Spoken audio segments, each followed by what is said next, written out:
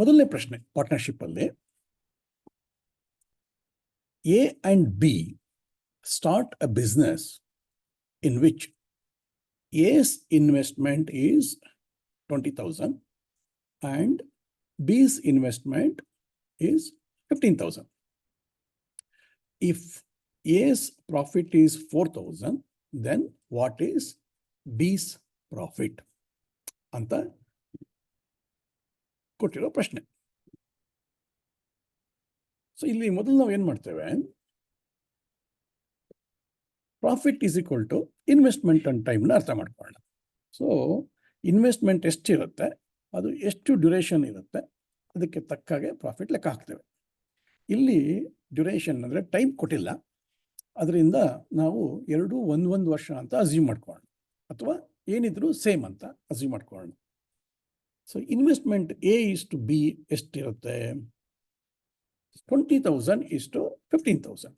So ಎದು 20,000 ಆದರೆ ಬಿದು 15,000. ಇದು ನಮಗೆ ಕೊಟ್ಟಿದ್ದಾರೆ. ಟೈಮು ನಾವು 1:1 ಅಂತ ತಗೋಣ, ಯಾಕೆಂದರೆ ಇಲ್ಲಿ ಅನ್ಈಕ್ವಲ್ ಆಗಿಲ್ಲ, ಈಕ್ವಲ್ ಆಗಿದೆ. ಇನ್ನು ಪ್ರಾಫಿಟ್ಟು ಕೂಡ ನಾವು 20,000 ವರ್ಸಸ್ 15,000ಗೆ ನಾವು ಲೆಕ್ಕ ಹಾಕಬೇಕು. ಸೊ ಇದನ್ನು ನಾವು ಸಿಂಪ್ಲಿಫೈ ಮಾಡ್ತಾ ಹೋದರೆ, ಇಲ್ಲಿ ನೀವು ಈ 3 0 ತೆಗೆದುಬಿಟ್ರೆ, ಈ 3 0 ತೆಗೆದ್ರೆ 5ರಿಂದ 5 4 20, ಈ ಕಡೆ 5 3 15. ಸೊ 4:3ನಲ್ಲಿ ಅವರ ಇನ್ವೆಸ್ಟ್ಮೆಂಟ್ ಇದೆ ಅಂತ ಅರ್ಥ. 20,000 ಇಸ್ ಟು 15,000 ಅಂದರೆ 4:3 ಅಂತ ಅರ್ಥ ಆಗುತ್ತೆ. ಈಗ ಎ ಬಂದು 20,000, ಬಿ ಬಂದು 15,000. ಎಗೆ ಎಷ್ಟು ಪ್ರಾಫಿಟ್ ಬಂತು ಅದು ಗೊತ್ತಿದೆ ನಮಗೆ, 4,000 ಅಂತ ಕೊಟ್ಟಿದ್ದಾರೆ.